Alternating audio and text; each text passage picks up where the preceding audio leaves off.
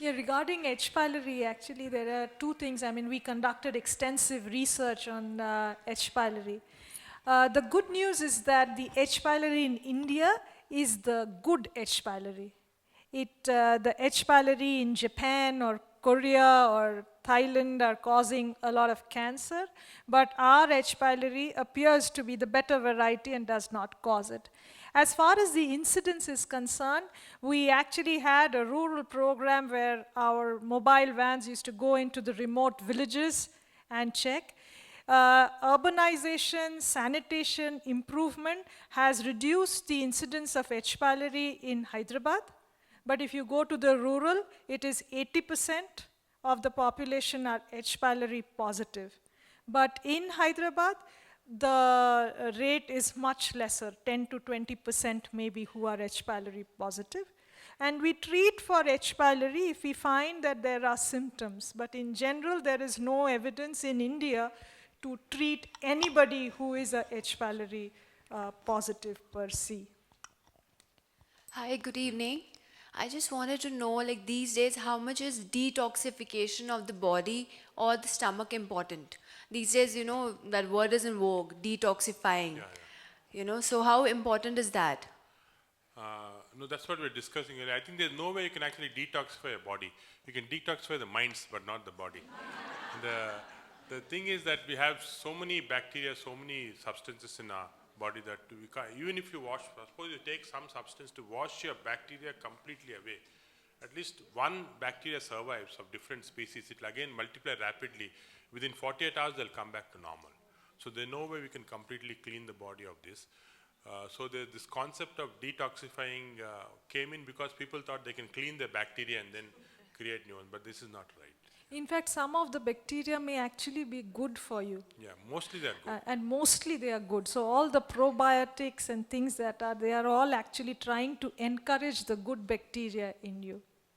So that is the other. In fact, we have many patients who come to us who've gone to this detoxifying center, get the enemas done, and develop infection because of enema. Because the enema things are not cleaned well, they develop infection and come to us with severe colitis. So detoxification these days is mainly from the commercial point of view. yes.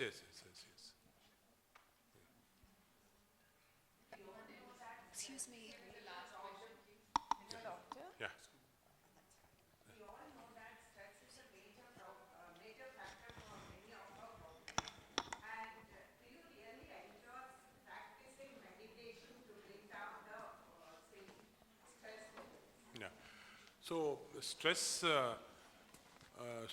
is very, what you said is absolutely right. Stress is a major cause for many illnesses, but not actually the cause itself, but can increase the disease. Suppose somebody has acidity, that can increase with stress, or somebody has cardiac problems, can increase with stress. But obviously with stress, it's how you take the stress. Stress may be same for two different people, but acts very differently in two different people. Meditation certainly helps. In fact, there's very, very strong science now which is suggesting that meditation and yoga, these two are things that definitely help for stress. So this is something that we advocate now strongly in medical science. Nowadays, I hear about a lot of youngsters going to gym and taking in whey protein kinds of drinks. How safe is it? So, see, whey protein is taken specifically to build up your muscles, because this is the protein which actually increases the muscle mass. So there's no harm in taking whey protein under medical supervision, because say for example, somebody after a gym takes 20 grams of whey protein, that's okay. But if they try and overdo it and take 60 grams, it's not very safe, because sometimes that can produce renal problems, kidney damage and all those things. So under medical supervision, whey protein is taken, it's okay. But in general, this is very limited to a very strong, very small group of people who want to build up their biceps or something like that. But I thought that was not in fashion now.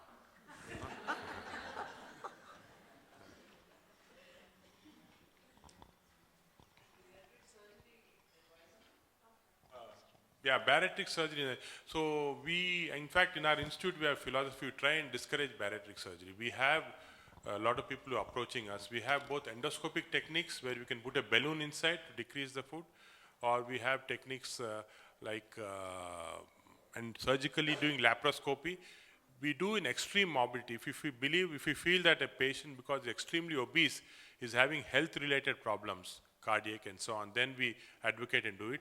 But if somebody says, I am 10 kg overweight, I want to reduce, we don't advocate it, because obesity, large extent, is also a mental disease. It's not, the disease is not here, it's in the mind. Again, I think one should not feel ashamed about certain amount of obesity. If somebody is 5 or 10 kg, it doesn't matter as long as there's no health-related issues. It's how well you feel. You may be a little obese, if you're feeling well, if there's no health-related issue, it's not a problem at all. It's, of course, the other issues in terms of the social appearance and all, but otherwise it's not. So, in general, we in our institute discourage any bariatric surgery or bariatric procedures unless there's a medical indication in terms of having other side effects on the heart or lung and so on.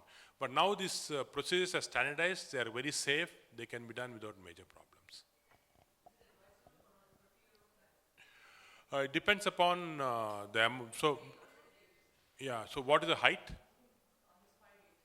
5'8", but he can now actually come down by normal mechanisms. I don't think somebody that weight would require bariatric surgery, but with proper training, diet, exercise and all that, this person can come down. What happens is if somebody is, say, 150 kg and 5'5" in height, then for this person it becomes a BMI goes to above 45. Then for this person it's very difficult to, by diet or weight, by exercise, to come down. Then we would suggest that maybe if there's going to be cardiac issues and so on, to get bariatric surgery done. But you must remember, what we're doing in bariatric surgery is we're just reducing the stomach size, that's all, which is like eating less. So because a person can't eat less, we are decreasing the stomach size so it eats less. That's all we are doing in all bariatric surgery.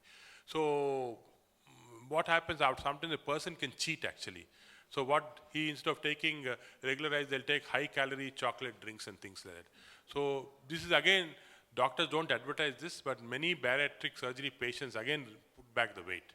So this is something which you have to be aware of. Yeah. Anyone? Okay. Would you please give the mic to her? Yeah. No questions, this is just an acknowledgement. 3 years down the line, you had treated my son of child with a state with a grade 3 reflux which he had. You had performed endoscopy on him. He's wonderfully out of it now. So just a thank you to AIG and the doctors. Thank you very much. Sometimes you talk less and somebody gets up from the audience and says, you treated my mother or father, he died after a few days or something. So it's nice to hear somebody saying good things. I again like to thank Ficci for giving us this opportunity.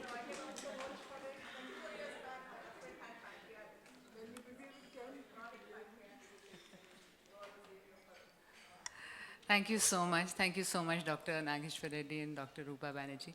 I would like to give a small token of appreciation. Radha, would you please help us? Kind of encyclopedia, commemorative issue of 30 years, kind of convenient. Thank you so much.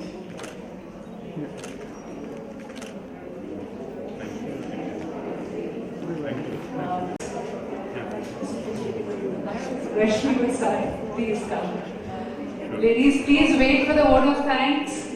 I would appreciate if you just wait for the vote of thanks. I understand and appreciate, but I'll just take 2 minutes of your time.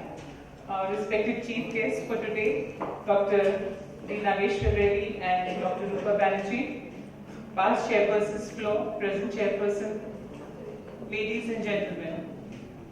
It's been indeed a great opportunity for all of us here to hear Dr. Reddy speak about how lifestyle change can impact health and lifespan. We extend our deep appreciation for your valuable time and valuable inputs, and also a very detailed analysis about how to live our life to the full. I also thank Dr. Rupa Banerjee for providing an insight into various issues related to stomach disorders, especially gas and acidity. I'm sure our members have gained a lot today from their talks. I would like to thank Swapna Chirukuri for sharing her experience about the EBC trek. Listening to her itself brought us to the threshold of exhilaration, and of course, the benevolence of Almighty that she is safe and sound amidst us. We would also like to extend our thanks to past chairpersons of flow who have been here. This surely encourages and motivates the flow fraternity. Thank you. A sincere thanks to Mr. N. Krishnan, General Manager IDC Kakatiya, for supporting Flow Hyderabad in its endeavor to empower women and opening their doors for us.